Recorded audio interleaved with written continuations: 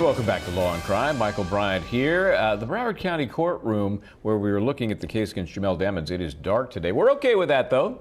Gives us a chance to catch up on some of the activities of this week. This is a double murder trial for YNW's Melly. Have you looked up YNW? Have you Googled that? I'm not stepping in that landmine. Anyway, this 24-year-old defendant is looking at the death penalty if convicted in the shooting death of his two friends. The victims, Anthony Williams, Christopher Thomas Jr., they were in the car with Demons, say the prosecution, and the co-defendant, Cortlen Henry, who will be in a separate trial. He is not at the defense table in this trial. This took place the early morning hours of October 26, 2018, and they were shot. Now, the Murder on My Mind rapper claims that they were all victims and it was a drive-by shooting.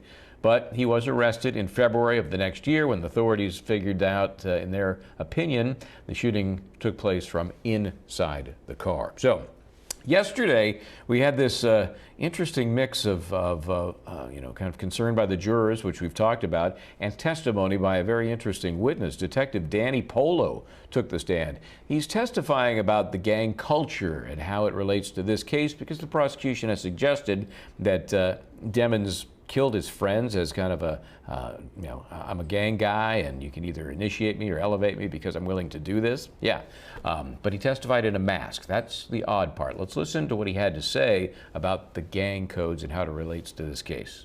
What is the proper response if someone says rise and shine? I shine, you shine, we shine, G shine. Okay. It's a very popular G shine saying. Okay. And it doesn't have to be exact, right? So if you, it could be like variation of it, like right there, I shine, you shine, right? It's not exactly like the other one. Okay. And in terms of, it says these are meanings, not replies. So if someone says this, is this kind of more the dictionary part of it? Yeah, sometimes it doesn't make sense. Like some of these dictionaries, it just, the answers, but the definitions to the word, to the codes is other codes. It's just, unless you have the person in front of you that wrote that, you probably won't be able to decipher it. Okay. And this continues on in this with different Codes. Okay. And reviewing these codes, are they consistent with some of the other gang knowledge that's been recovered and that you have learned about? Yeah, it's, except for some of the, obviously some of the codes are different because codes are updated periodically. For the most part, a lot of these have continued to be used. Okay. And so there's some of the terms you've already defined, like set tripping. Mm-hmm. Is 1965 on that list. Yeah. Is this something that they continue to evolve over the years? The code? Yes. It could if, big indictments come down and a lot of people, if a big indictment comes down, like recently sex money murder got indicted, and I think there was a lot of people got arrested on that indictment. We have an active investigation where we know they've completely restructured everything. They're restructuring their Bibles, they're restructuring their chain of command, they're restructuring all the rules. So it's how they evolve. And so after law enforcement has gotten hit to whatever is already out. Well, I think I'd be a horrible gang member. I can't keep up with all the rules, and it's just very complicated. So this witness is talking about the gang way because the prosecution believes that Jamell Demons killed his friends to get in a gang or be elevated in a gang. Joe Richardson's still here. Katherine Lizardo. Katherine, I get that. I get the argument.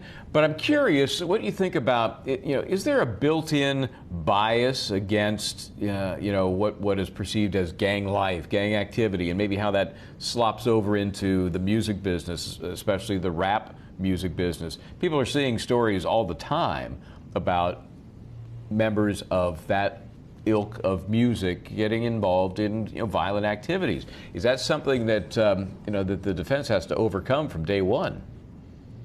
Absolutely.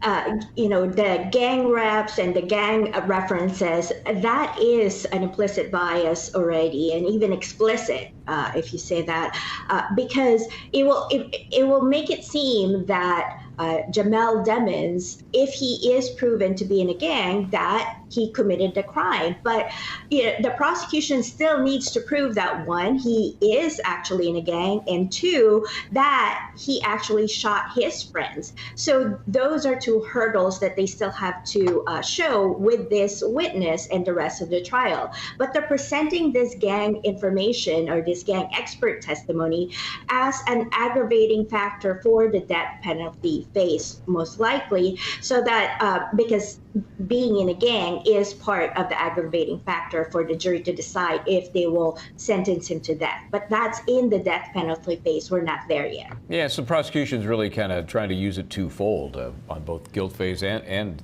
in their hope, the penalty phase to come. Hey, Joe, before we continue, I want to listen to a little bit about what the detective had to say about the social media usage in gangs. Let's watch. So you also mentioned some of the social media content before. Are there individuals who put out videos or commentary about gang activities? Yeah, we're in the era of social media, so everything's on social media right now. Gang members across the country are posting stuff that probably would have never been posted years ago. Their knowledge, history, things they did when they were incarcerated, how the gangs were formed, the leaders and the founders of these gangs that are now no longer in prison do podcasts and talk about how the gangs were formed, when they were formed, who did what kind of violence they had to commit, why they were created, whether they were created because they needed to protect themselves against another gang, or whether it was just they unified based on race or based on location, geographical gangs. We have that here in South Florida. So this is all publicly available, and it's national leaders and national founders of these gangs that are putting out these videos, as well as just regular gang members on the street that are not of any special rank. They post up videos. If they find out some people get called out for being for false flagging, that's what we call it, false flagging.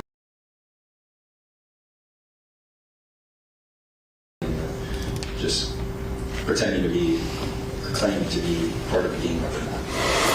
Social media raising its ugly head once again here, Joe, and even in the gang world, and the prosecution using that to kind of help bolster this argument that this was all gang related, these two murders.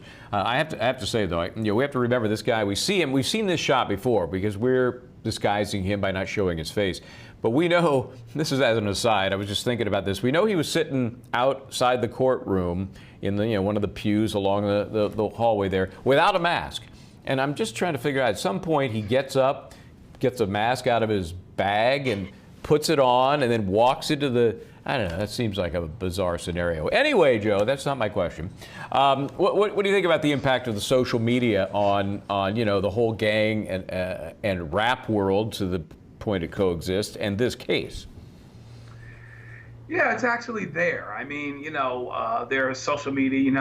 One of the things that gangs, I guess, aren't, or people that are gang affiliated aren't immune from, is this counterintuitive thing that happens when you've been taught to have discretion in terms of what you say, think before you speak, or whatever else.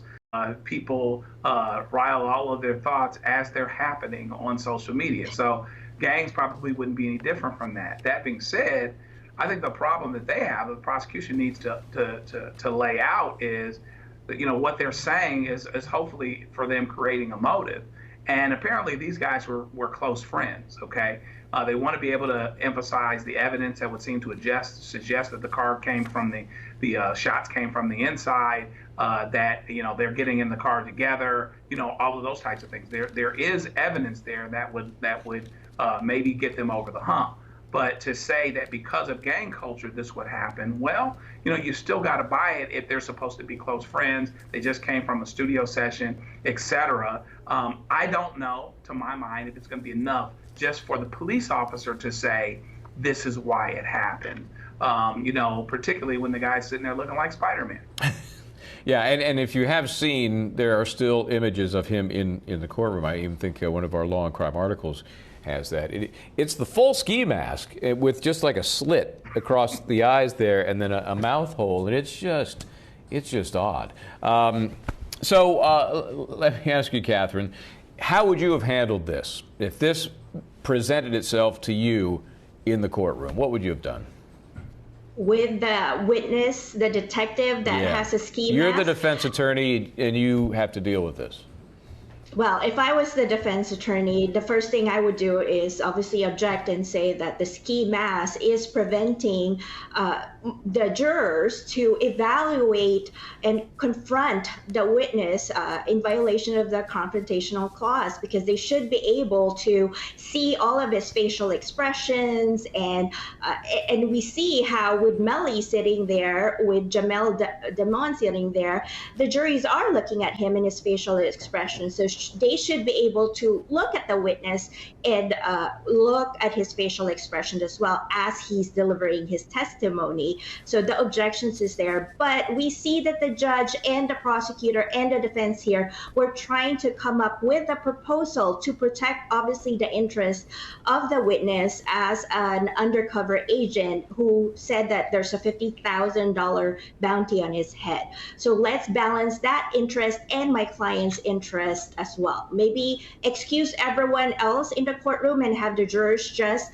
watch his testimony and we could just hear audio just for his part. That's a possibility. Yeah, I know they talked about that. Apparently that has other ramifications. There has to be a hearing before you can exclude the public, and so they didn't go that route. And obviously the judge is having to balance this and make a call. I personally think it was the wrong call. They could have done it differently. They should have known ahead of time and had options set up to handle this. Anyway, they didn't. One of the jury members not happy. She's still on the jury.